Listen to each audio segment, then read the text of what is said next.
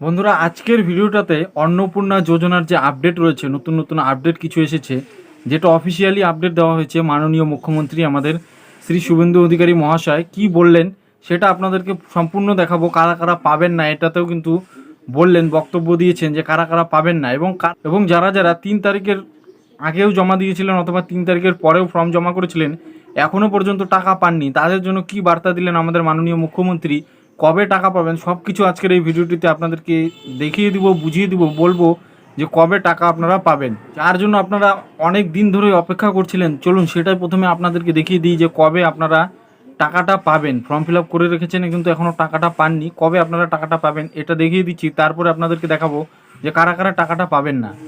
অবধি 1,05,00,000 আমাদের মা বোন দিদি তারা এই অন্নপূর্ণা যোজনায় নাম নথিভুক্ত করেছেন। তাদের ভেরিফিকেশন কমপ্লিট করে আমরা পোর্টালে আপলোড করে দিয়েছি এবং এরা আগামী 1 জুলাই তারা এই জুন মাসের 3,000 করে টাকা অ্যাকাউন্টেও পেয়ে যাবেন। যেমনটা আপনারা শুনতে পেলেন যে আমাদের মাননীয় মুখ্যমন্ত্রী শ্রী শুভেন্দু অধিকারী মহাশয় যারা যারা ফর্ম ফিল আপ করেছে, তারা 1 কোটিরও বেশি কিন্তু ফর্ম ফিল আপ এখনও জমা হয়েছে। তারা কি করবে, তারা এই মাসে আর পাবে না। তারা এই মাসে চিন্তা করে লাভ নেই। এখন যারা ফর্ম ফিল আপ করেছেন তারা এই মাসে আর পাবেন না। জুলাই মাসের 1 তারিখে জুন মাসের টাকা প্লাস জুলাই মাসের টাকা, জুন মাসের টাকা কিন্তু উল্লেখ করেছেন যে জুন মাসের টাকা সুদ্ধা দিবে, আর জুলাই মাসে দিলে, যেহেতু জুলাই মাসে দেওয়ার কথা বলেছে, সেহেতু জুলাই মাসের টাকাও দেওয়ার কথা, মানে 3,000, 3,000, 6,000 টাকা একবারে জুলাই মাসে চলে আসবে। আর আপনারা এখনও যারা যারা ফর্ম ফিল আপ করেননি তারা তাড়াতাড়ি অনলাইন হোক অথবা অফলাইন হোক যে কোনো একটা জায়গাতে ফর্ম ফিল আপ করে ফেলুন, তাহলে আপনারাও জুলাইয়ের 1 তারিখে টাকাটা পেয়ে যাবেন। এবার আসুন দেখে নিই কারা কারা পাবেন না এই যোজনাটা, ফর্ম ফিল আপ করলেও কারা কারা পাবেন না। চলুন দেখে নিই মাননীয় মুখ্যমন্ত্রী কি বলছে এটা নিয়ে।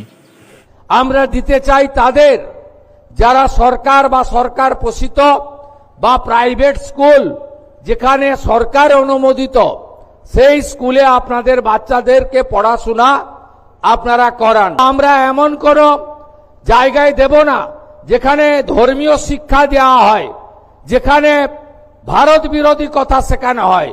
সেখানে যারা পড়াশোনা করেন তাদের পড়াশোনাটা আমাদের মূল স্ট্রিম এডুকেশন, মূলধারার শিক্ষার মধ্যে পড়ে না, আমরা তাদেরকে দেব না। যারা ভারত সরকারের, রাজ্য সরকারের বিভিন্ন ভ্যাকসিনেশন কর্মসূচিতে অংশগ্রহণ করেন না, ভ্যাকসিনেশন যখন হয় বলে এই টিকা আমার বাচ্চাকে লাগাবো না, এটা জন্ম নিয়ন্ত্রণের টিকা, তাই আমরা তাদেরকেও দেব না। তো যেমনটা আপনারা দেখলেন যে সরকারি স্কুলে যদি না পড়ানো হয়, বাচ্চাকে ভ্যাকসিন যদি না দেওয়া হয়, অথবা এমন কোনো জায়গায় যদি পড়ানো হয় যেখানে দেশ বিরোধী, মানে আমাদের ভারত বিরোধী কিছু শেখানো হয়, তাহলে কিন্তু তারা পাবে না। বন্দে মাতরম যদি না বলানো শেখানো হয় যে বন্দে মাতরম বলবে না, তাহলে কিন্তু পাবে না। তো এটাই ছিল আজকের ছোট আপডেট। ভিডিওটা কেমন লাগলো অবশ্যই কমেন্টসে জানাবেন। আর আপনাদের কি মতামত রয়েছে, জুলাইয়ের 1 তারিখ থেকে টাকা আসবে কি আসবে না, আপনারা ফর্ম ফিল আপ করেছেন কি করেননি, আপনাদের সমস্ত রকম মতামত কিন্তু আপনারা কমেন্ট বক্সে জানাতে পারেন। আর ভিডিওটি ভালো লেগে থাকলে অবশ্যই একটা লাইক করে দিবেন। ফেসবুক পেজ থেকে দেখে থাকলে পেজটি ফলো করে দিবেন, ইউটিউব চ্যানেল থেকে দেখে থাকলে চ্যানেলটি সাবস্ক্রাইব করে দিবেন, আর ভিডিওটা অল্প বেশি পরিমাণে শেয়ার করে দিবেন।